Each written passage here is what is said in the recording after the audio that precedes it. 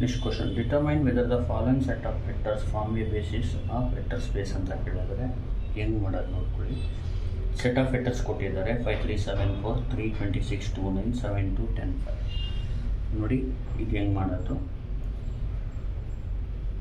Matrix A ಅಂತ ಹೊಡೆದು first ಇದನ್ನ ಬರ್ಕೊಳ್ಳಿ. 5 3 7 4 3 26 2 9 7 2 10 5. ಈಗ ನೋಡಿ, ಫಸ್ಟು ಇದಕ್ಕೆ ಸ್ಟಾರ್ ಹಾಕ್ಕೊಳ್ಳಿ, ರೆಫರೆನ್ಸ್ ತೊಗೋಬೇಕು. ಇದೆರಡನ್ನ 0 ಮಾಡಬೇಕು. ಗೊತ್ತಾಗ್ತಿದೆಯಲ್ವಾ? ಫಸ್ಟು 3ನ 0 ಮಾಡೋಣ. ಈ ಡಬ್ಬ ಇದೆಲ್ಲ, ಈ ಡಬ್ಬದ ಎಲಿಮೆಂಟ್ 3ನ 0 ಮಾಡೋಣ. ನೋಡಿ, ಇಲ್ಲಿ ರೆಫರೆನ್ಸ್ 5 ಇರೋದ್ರಿಂದ ಯಾವಾಗಲೂ ಜ್ಞಾಪಕ ಇಟ್ಕೊಳ್ಳಿ, form a basis of vector ಆ ಥರ ಏನು ಕೇಳಿದ್ರೆ ರ್ಯಾಂಕ್ ರೋ ಎಚೆಲಾನ್ ಫಾರ್ಮ್ ಮಾಡಿ, ಸರಿನಾ? ಇಲ್ಲಿ ಈ ಡಬ್ಬದ ಎಲಿಮೆಂಟ್ ಯಾವುದು? ಈಗ ಈ ಜ್ಞಾಪಕ ಇಟ್ಕೊಳ್ಳಿ, ರೆಫರೆನ್ಸ್ 1 ಇಲ್ಲ ಅಂದರೆ ಯಾವ ಥರ ಮಾಡಬೇಕಂದ್ರೆ, ಈ ಡಬ್ಬದ ಎಲಿಮೆಂಟ್ ಯಾವುದು? +3 ಇದೆಯಲ್ಲ, ಅದ್ರ ಸೈನ್ ಚೇಂಜ್ ಮಾಡಿ ಬರ್ಕೋಬೇಕು. -3 ಡಿವೈಡೆಡ್ ಬೈ ಈ ಸ್ಟಾರ್ದು ಎಲಿಮೆಂಟ್ ಯಾವುದು? 5. ಇಲ್ಲಿ ಕೆಳಗಡೆ ಬರಿಬೇಕು. ಆಮೇಲೆ ಏನು ಮಾಡಬೇಕು, ಸ್ಟಾರ್ ಯಾವ ರೋಲ್ ಇದೆ ಅದನ್ನ ಮೇಲ್ಗಡೆ R1 ಅಂತ ಮೇಲ್ಗಡೆ ಬರ್ಕೋಬೇಕು. ಈ ಡಬ್ಬ ಯಾವ ರೋಲ್ ಇದೆ ಅದು ಕೆಳಗಡೆ R2ನ ಕೆಳಗಡೆ ಬರೀಬೇಕು. ಆಮೇಲೆ ಏನು ಮಾಡಬೇಕಂದ್ರೆ, ಈ R2 ಇದೆಲ್ಲ ಇದನ್ನ ಇಲ್ಲಿ ಬರ್ಕೋಬೇಕು, R2 ರಿಪ್ಲೇಸ್ ಬೈ ಅಂತ. ಆಮೇಲೆ ಏನು ಮಾಡಬೇಕಂದ್ರೆ, ಇದನ್ನ ಇದಕ್ಕೆ ಮಲ್ಟಿಪ್ಲೈ ಮಾಡಿ ಇಲ್ಲಿ ಬರೀಬೇಕು 5R2. ಆಮೇಲೆ ಏನು ಮಾಡಬೇಕಂದ್ರೆ, ಈ -3ನ ಅಂದರೆ ಇದನ್ನ ಇದಕ್ಕೆ ಮಲ್ಟಿಪ್ಲೈ ಮಾಡಿ ಇಲ್ಲಿ ಬರೀಬೇಕು -3R1. ರೋ ಆಪ್ರೇಷನ್ ಕ್ರಿಯೇಟ್ ಆಯಿತು, ಅದನ್ನ ಇಲ್ಲಿ ಕೆಳಗಡೆ ಬರ್ಕೋಬೇಕು R2 ಇದು ರಫ್ ವರ್ಕ್. ಗೊತ್ತಾಗ್ತಿದೆಯಲ್ವ? ಇದು ಸ್ಟಾರ್ ಡಬ್ಬ ಎಲ್ಲ ರಫ್ ವರ್ಕು, ನೀವು ಪೆನ್ಸಿಲಲ್ಲಿ ಬರೆದು ಅಳಿಸ್ಬಿಡಿ. ನೆಕ್ಸ್ಟ್, ಈಗ ಈ ಡಬ್ಬ ಇದೆಯಲ್ಲ, ಈ ಡಬ್ಬದ ಎಲಿಮೆಂಟ್ 7ನ 0 ಮಾಡೋಣ. ಈ ಡಬ್ಬದ ಎಲಿಮೆಂಟ್ 7ನ 0 ಮಾಡೋದು ಯಾವ ಥರ ಅಂದರೆ, ಫಸ್ಟ್ ಈ ಡಬ್ಬದ ಎಲಿಮೆಂಟ್ 7 ಇದೆಯಲ್ಲ, ಅದು ಸೈನ್ ಚೇಂಜ್ ಮಾಡಿ ಬರ್ಕೊಳ್ಳಿ. +7 ಇದ್ದರೆ -7, -7 ಇದ್ದರೆ +7 ಬರೀರಿ, ಡಿವೈಡೆಡ್ ಬೈ ಸ್ಟಾರ್ ಎಲಿಮೆಂಟ್ನ ಬರ್ಕೊಳ್ಳಿ. ಆಮೇಲೆ ಸ್ಟಾರ್ದು ರೋ ಫಸ್ಟು ಇಲ್ಲಿ ಮೇಲ್ಗಡೆ ಬರ್ಕೊಳ್ಳಿ R1. ಸ್ಟಾರ್ದು ರೋ ಯಾವುದು? R1. ಫಸ್ಟು ಸ್ಟಾರ್ದೇ ಬರಿಬೇಕು ನಾವು ಕಟ್ಟು. ಆಮೇಲೆ ಡಬ್ಬದ ರೋ R3 ಕೆಳಗಡೆ ಬರ್ಕೊಳ್ಳಿ. ಇದನ್ನ ಇಲ್ಲಿ ರಿಪೀಟ್ ಮಾಡಿ, R3 ರಿಪ್ಲೇಸ್ ಬೈ ಅಂತ ರಿಪೀಟ್ ಮಾಡಿ. ಆಮೇಲೆ ಇದನ್ನ ಇದಕ್ಕೆ ಮಲ್ಟಿಪ್ಲೈ ಮಾಡಿ ಇಲ್ಲಿ ಬರೀರಿ 5R3. -7 R1ನ ಮಲ್ಟಿಪ್ಲೈ ಮಾಡಿ ಇಲ್ಲಿ ಬರೀರಿ -7 R1. ರೋ ಆಪ್ರೇಷನ್ ಕ್ರಿಯೇಟ್ ಆಗುತ್ತೆ, ಅದನ್ನ ಇಲ್ಲಿ ಕೆಳಗಡೆ ಬರ್ಕೊಳ್ಳಿ R3 replace by 5R3 -7 R1. ಈಗ ಇಲ್ಲಿ ಅಬ್ಸರ್ವ್ ಮಾಡಿ, R1 ರಿಪ್ಲೇಸ್ ಮಾಡ್ತಾ ಇಲ್ಲ, R2 ರಿಪ್ಲೇಸ್ ಆಗ್ತಾ ಇದೆ, R3 ರಿಪ್ಲೇಸ್ ಅಂದರೆ R1 ಇರುತ್ತೆ. R2 ರಿಪ್ಲೇಸ್ ಬೈ ಏನು? 5R2 -3R1. R3 replace by ಏನು? 5R3 -7R1. ಈಗ ನೋಡಿ, ಇದನ್ನ ಇಲ್ಲಿ ಬರೀರಿ, ಕೋಲನ್ ಹಾಕಿ. ಇದನ್ನ ಇಲ್ಲಿ ಬರೀರಿ, ಅದು ಬರದ ತಕ್ಷಣ ಕೋಲನ್ ಹಾಕಿ. ಇದನ್ನ ಇಲ್ಲಿ ಬರೀರಿ. ಇದೆಲ್ಲ ರಫ್ ವರ್ಕ್, ಗೊತ್ತಾಗ್ತಿದೆಯಲ್ವ? ಆಮೇಲೆ ಏನು ಮಾಡಿ, A:5B - 3A: 5C - 7. ಇದನ್ನ ಕ್ಯಾಲ್ಸಿಲ್ ಟೈಪ್ ಮಾಡಿಕೊಡಿ. ನೋಡಿ, ಟೈಪ್ ಮಾಡೋದು ಯಾವ ಥರ? Alpha A alpha integral 5B - 3A 5B - 3A alpha integral 5C - 7A. ಆಯ್ತಲ್ವ? ಆಮೇಲೆ ಕ್ಯಾಲ್ಕುಲೇಟ್ ಹೊಡಿಬೇಕು. ನೋಡಿ, ಎ ಮ್ಯಾಟ್ರಿಕ್ಸ್ ಈಕ್ವಲೆಂಟು ಅಂತ ಬರೆದು, A ಎಷ್ಟು 5, B ಎಷ್ಟು 3, C ಎಷ್ಟು 7. ಆನ್ಸರ್ 5 0 0. ನೆಕ್ಸ್ಟ್ 3 26 2 3 26 2. ಆನ್ಸರ್ 3 121 -11 7 2 10 7 -11 1. ನೆಕ್ಸ್ಟ್ 4 9 5 4 33 -3.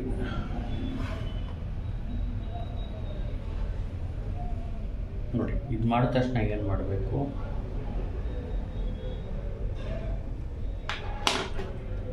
ನೋಡಿ ಇದನ್ನ 0 ಮಾಡಬೇಕು, ಇದನ್ನ ರೆಫರೆನ್ಸ್ ತಗೋಬೇಕು. ಗೊತ್ತಾಗ್ತಿದೆಯಲ್ವಾ? ಅಂದರೆ -121ನ ರೆಫರೆನ್ಸ್ ತಗೋಬೇಕು, -11ನ 0 ಮಾಡಬೇಕು. ಈಗ ನೋಡಿ ಇದು ರೆಫರೆನ್ಸ್ ಬಂದು 1 ಇಲ್ಲ, ಅದಕ್ಕೆ ಪ್ರೊಸೀಜರ್ ಯಾವ ಥರ ಫಾಲೋ ಮಾಡಬೇಕು. ಫಸ್ಟು ನೋಡಿ 0 ಮಾಡಬೇಕಾಗಿರೋದು -11. ಈ ಡಬ್ಬದ ಎಲಿಮೆಂಟ್ನ 0 ಮಾಡಬೇಕು. ಈ ಡಬ್ಬದ ಎಲಿಮೆಂಟ್ -11ನ ಸೈನ್ ಚೇಂಜ್ ಮಾಡಿ +11 ಬರ್ಕೊಳ್ಳಿ. ಡಿವೈಡೆಡ್ ಬೈ ರೆಫರೆನ್ಸ್ ಏನು 121. ಇದನ್ನ ಕ್ಯಾಲ್ಸಿಲ್ ಟೈಪ್ ಮಾಡ್ಕೊಳ್ಳಿ. 11/121 ಎಷ್ಟು ಬಂತು? 1/11 ಬರುತ್ತೆ. ಸರ್ ಇಲ್ಲಿ ಯಾಕೆ ಮಾಡಿಲ್ಲ ಅಂದರೆ -3/5 ಮಾಡಿದ್ರೆ ಅದೇ ಬರುತ್ತೆ. -3/5 ಯಾಕಂದರೆ ಮಾಡಿ 7/5 ಮಾಡಿದ್ರೆ ಅದೇ ಬರುತ್ತೆ. ಡಿವೈಡ್ ಆಗಲ್ಲ, ಅದಕ್ಕೆ ಮಾಡಿಲ್ಲ. ನೀವು ಮಾಡಿ ನೋಡಿ, ಅದೇನು ಬರುತ್ತೆ ಅದೇ ಇದ್ದರೆ ಮಾಡೋಕ್ಕೋ ಏನು ಮತ್ತೆ ಈಕ್ವಲ್ ಟು ಬರೀಕ್ಕೆ ಹೋಗ್ಬಿಡಿ. ಬೇರೆದು ಬಂದರೆ ಈಕ್ವಲ್ ಟು ಬರಬೇಡಿ. ಇದು 1/11/121 ಮಾಡಿದ್ರೆ ಇದು ನೋಡಿ -3/5 ಮಾಡಿದ್ರೆ -3/5 ಬರುತ್ತೆ. ಅದಕ್ಕೆ ಈಕ್ವಲ್ ಟು ಬರೀಬೇಡಿ. ಇಲ್ಲಿ -7/5 ಮಾಡಿದ್ರೆ -7/5 ಬರುತ್ತೆ, ಈಕ್ವಲ್ ಬರೆಯೋಕ್ಕೆ ಹೋಗಬೇಡಿ. ಇದರಲ್ಲಿ 11/121 ಮಾಡಿದ್ರೆ 1/11 ಬರುತ್ತೆ, ಈಕ್ವಲ್ ಟು 1/11 ಬರೀರಿ. ಈಗ ನೆಕ್ಸ್ಟು ಈಗ ನೋಡಿ ಸ್ಟಾರ್ ಇದೆಯಲ್ಲ, ಅದು ಯಾವುದದು? ಫಸ್ಟು ಸ್ಟಾರ್ದು ರೋ ಯಾವುದಿದೆ ಅದು ಇಲ್ಲಿ ಬರ್ಕೋಬೇಕು, R2. ಡಬ್ಬ ಇದೆಯಲ್ಲ, ಅದು ಯಾವುದದು? R3. ಅದು ಕೆಳಗಡೆ ಬರ್ಕೋಬೇಕು. ನೋಡಿ ಇದನ್ನ ಡಬ್ಬದ ರೋನ ಇಲ್ಲಿ R3 ರಿಪ್ಲೇಸ್ ಬೈ ಅಂತ ಯೂಸ್ ಮಾಡಬೇಕು. ಆಮೇಲೆ ಇದನ್ನ ಮಲ್ಟಿಪ್ಲೈ ಮಾಡಿ ಇಲ್ಲಿ ಬರಿಬೇಕು 11R3. ಮೇಲ್ಗಡೆದು ಮಲ್ಟಿಪ್ಲೈ ಮಾಡಿ 1R2ನ 1 × R2 ಅಂದರೆ R2 ಈ ಕಡೆ ಬರಿಬೇಕು. ಅರ್ಥ ಆಗ್ತಿದೆಯಲ್ವಾ? ಫಸ್ಟ್ ಇದು ಬರೆದು ಆಮೇಲೆ ಇದು ಬರೆದು ಏನೂ ಪ್ರಾಬ್ಲಮ್ ಇಲ್ಲ. ಅರ್ಥ ಆಗ್ತಿದೆಯಲ್ವಾ? ಈಗ ನೋಡಿ R3 ರಿಪ್ಲೇಸ್ ಬೈ ನಾನು ಮಾಡೋ ಥರ ಮಾಡಿ, ಒಂದೇ ಥರ R3 + 11R3 + ನೆಕ್ಸ್ಟು ಈಗ ನೋಡಿ ಇಲ್ಲಿ ಬರೀ R3 ರಿಪ್ಲೇಸ್ ಆಗ್ತಾಯಿದೆ. ಅಂದರೆ R1 ಹಂಗೆ ಇರುತ್ತೆ, R2 ಹಂಗೆ ಇರುತ್ತೆ. R3 replace by ಏನಾಗ್ತಾಯಿದೆ? 11R3 + R2 ಆಗ್ತಾಯಿದೆ. ಗೊತ್ತಾಗ್ತಿದೆಯಲ್ವಾ? ಈಗ ನೋಡಿ ಈ ರೈಟಲ್ಲಿರೋದನ್ನ ರೌಂಡ್ ಮಾಡಿ ಇಲ್ಲಿ ಬರೀರಿ. R1 ಕೋಲನ್, ಆಮೇಲೆ R2 ಕೋಲನ್, ಆಮೇಲೆ ರೈಟಲ್ಲಿರೋದೇನು 11R3 + R2. ಈಗ R1 ಕೋಲನ್ನ R1 ಅಂದರೆ ಕ್ಯಾಲ್ಸಿಲಿ A ಅಂತ ನೋಟ್ ಮಾಡ್ಕೊಳ್ಳೋಣ, R2ನ B, 11 ಹಂಗೆ ಇರಲಿ, R3ನ C + ಹಂಗೆ ಇರಲಿ, R2ನ B, ಈ ಥರ ಟೈಪ್ ಮಾಡ್ಕೋಬೇಕು. Alpha A, alpha integral, alpha B, alpha integral 11C + B. Calculate.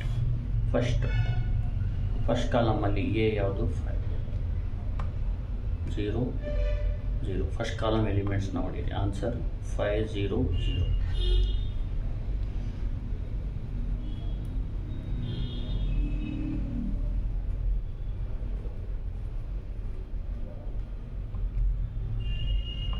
-3 121 -11 3 121 0. Next 7 -11 1 7 -11 0. Next 4 33 -3 4 33 0. ಈಗ ನೋಡಿ ದ ರೋ ಏನಂತ ಬರೀಬೇಕು ಅಂದರೆ the row echelon form. The row echelon form of matrix A has 1 0 row ಇದೆ ನೋಡಿ. 0 ರೋ ಬಂದರೆ linearly dependent and hence the set A of vectors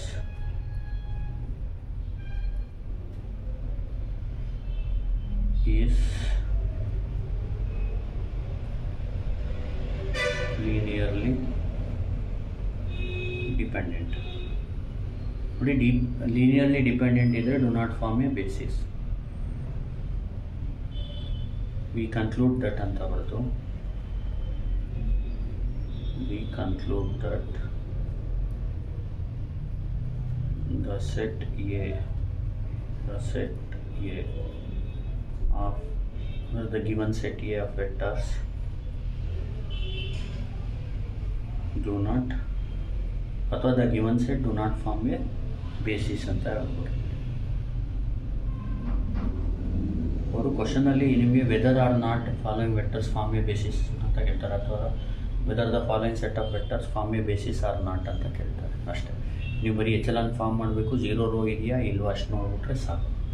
thank you. Please like, share and subscribe.